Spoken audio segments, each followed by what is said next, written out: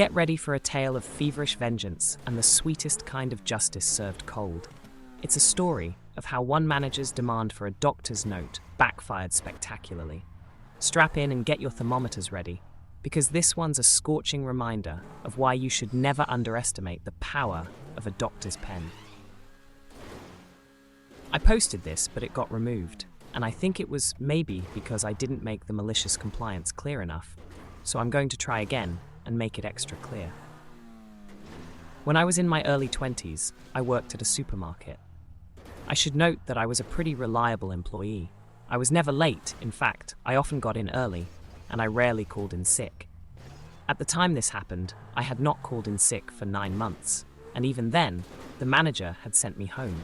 I had been up all night, swinging between burning hot and freezing cold, so I was obviously feverish, and I had been throwing up at both ends, shall we say. At one point at about 2 a.m, I was on the toilet, with my head in the sink, utterly miserable. I must have passed out because the next thing I knew, I was lifting my head off the sink and it was 7 a.m. I was due to start work at 12 that day, but that obviously wasn't going to happen. So I called up the manager. Let's call the manager Steve. Steve was known for being a real a-hole. He never believed anyone who called in sick, except his best buds, usually other managers, never lowly staff, but often called in sick himself. A lot of the time we knew it was because he was hungover and not actually sick. The conversation went as follows. Me: "Hey Steve, sorry, I can't come in. I'm sick." Steve: "With what?" Me: "I don't know. I think it might be the flu. I've been up all night being sick, and I have a fever." Don't be stupid. If you had the flu, you'd be completely knocked out. I need you in. Come in or you're fired. I can't. I just told you I can't stop vomiting. I passed out. Either come in or bring a doctor's note, or you're fired. In the UK, you are legally allowed to self-certify for 5 days. This means you can tell your employer you are sick and you do not need a doctor's note.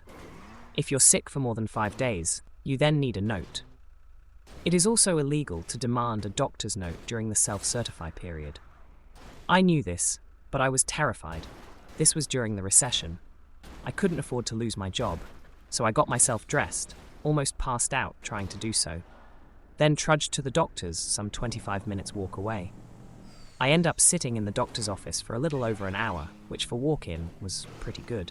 I get in to see the doctor, and she is furious at me for coming in. You're not supposed to come to the doctor's when you have a cold or flu, and of course I knew I should be able to self-certify. She told me as such, saying I shouldn't be here and should have stayed at home. I then explained what had happened with Steve and how he had threatened to fire me over this, and I couldn't afford to lose my job. I was struggling as it was. My doctor turned her anger towards my manager. She asked if I got sick pay from the company, and I said yes. He wants a sick note, does he? The doctor says. Okay, I'll give him a sick note. Now, my manager just wanted a note confirming I was sick, but instead my doctor wrote something along the lines of this. My name has come to the surgery because manager name has insisted she come in spite of the fact that this is illegal and all employees are allowed to self-certify. Due to being forced to make this unnecessary and highly dangerous trip when the patient is ill, has a fever of 39 deg C, and almost passed out in the waiting room, I am signing my name off for 2 full weeks to recover. Had my name been allowed to self-certify, as is the law, they might only have needed a few days. But due to straining themselves, they now require 2 full weeks. They are not to be permitted to work until date 2 weeks later.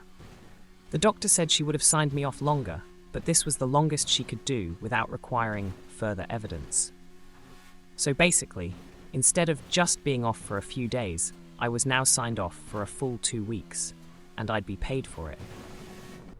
I went to my place of work, at which point one of the duty managers saw me and asked me what the heck I was doing here. Go home.